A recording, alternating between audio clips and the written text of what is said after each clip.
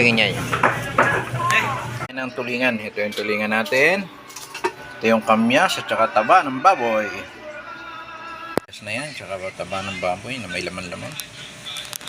Lutuin siguro natin na may isang oras siya ngayon ng apoy. Ha? Good morning, good morning.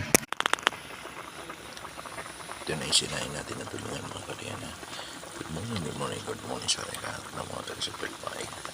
Ito yung malapit na maluto at pagtinig ay pwedeng kainin mga kaliyan. Kahit sa sobrang lambot ng ating sinain na tulingan sa kamyas at taba ng baboy. Good morning, good morning. Good morning.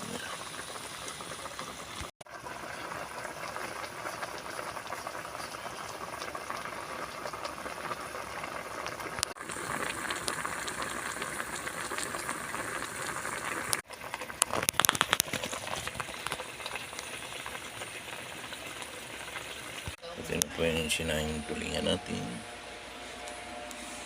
Oh, wala makita ka sa camera.